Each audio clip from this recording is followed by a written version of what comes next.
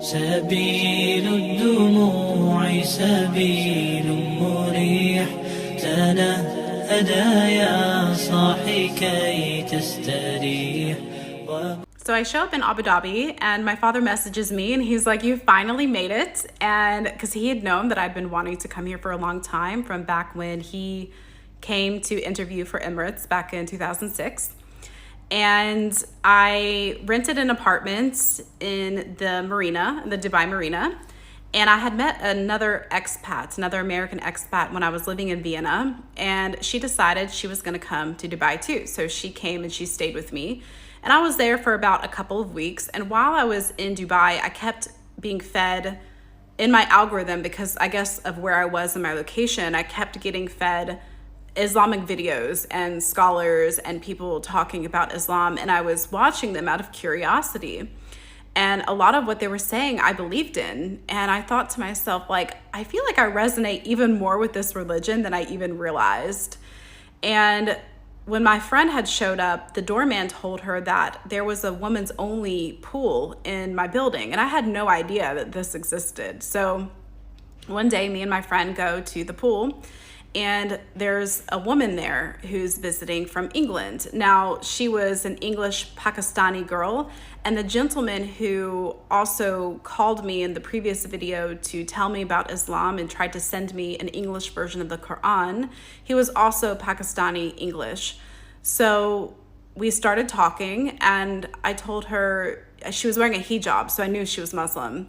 And I told her that I had another Muslim friend who was also British like she was, and that he had introduced me to Islam, or he was kind of like the originator of my searching with this religion.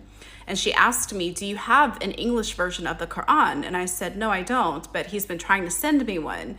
And she said, I'm here for the week visiting from England, and I went to visit the Quranic Park. And we were doing a group tour, and the sheikh approached me with an English version of the Quran and said, find a seeker who is non-Muslim and give this to them. So I think it belongs to you. I was so blown away by this. And then she asked me if I wanted to go do my Shahada. I had totally forgot that I had told my friend that I would convert if I was living in a Middle Eastern country, because it wasn't on the forefront of my mind to convert. It just kind of landed in my lap. And so I said yes without hesitation. So she calls the sheikh and makes an appointment with him for us to do the Shahada the very next day. It was this amazing, beautiful piece of land, and they have a glass house in the park as well with all these different herbs and fruits that are mentioned in the Quran. And there was a big group of people there from all over, from Sweden, Australia, and they were there to support my journey and converting to Islam. And it was so emotional for everybody. Like, everybody was so kind and so welcoming and inviting. And I did the Shahada, and the Shahada is basically acknowledging that there's one God, there's one creator, and that he's the only one, the only being worthy of worship. So you also acknowledge Prophet Muhammad and Prophet Jesus when you say the Shahada. So I do the Shahada, and the sheikh says we should go see the caves. So we go to see the caves, and they had this presentation in the caves where each part of the cave you could learn about a different prophet. And I will show you guys a video at the end. We're walking through the caves, and all of a sudden I get this deja vu moment, and I'm looking around and I'm seeing stone seats, and I'm thinking to myself, this is the cave. It looks like the cave from my dream 13 years ago when a man named Muhammad came to me and delivered me a message from God.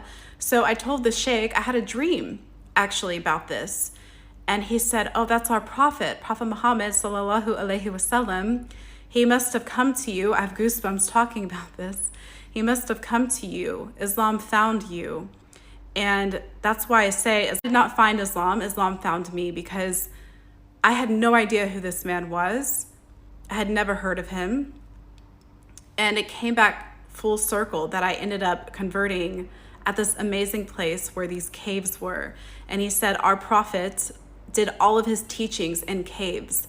So he must have chosen you to be a follower of Islam. I'm just even getting emotional talking about it. And it felt like everything just made sense. Everything made sense. Everything came back full circle. And I felt like this is exactly where I needed to be, and that time had kind of stopped, and that I was being just divinely guided by Allah. About a week later, I call my father and I tell him, I need to tell you something. I converted to Islam, and I wasn't sure how he was going to react.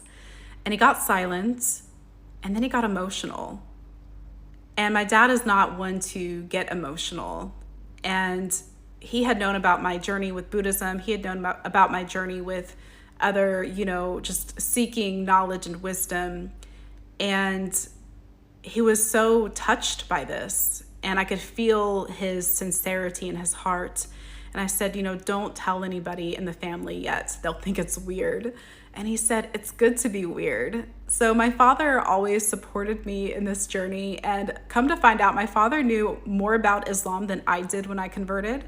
And it actually deepened my bond that I have with my father. Like, we have so much more to talk about because he lived in the Middle East for so long. And I feel like my father's like secretly Muslim, even though he has not converted.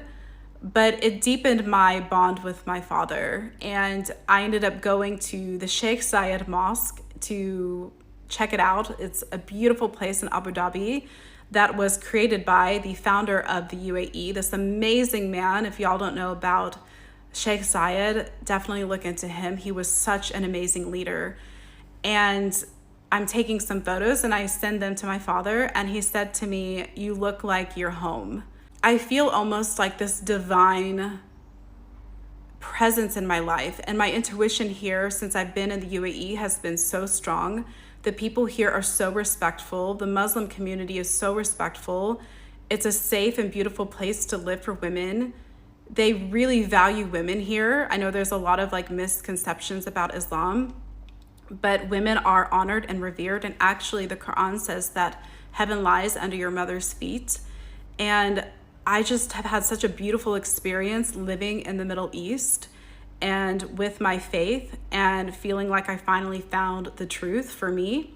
And I feel like I'm not, kind of living in this rat race of manifestation and how to manifest to this or that. And just kind of like this, in the manifestation community, it's like this rat race of needing more and more and more to manifest. But when you have faith in Allah, and when you submit to Allah and you surrender to God's love and you pray to connect with God's love, it gives you a peace that you have never experienced before. I've never experienced before. So I feel so blessed and I feel so connected. And that is how I found Islam, or how Islam found me. Here is me and my friend at the Chronic Park when I converted in September. And this is me in the caves.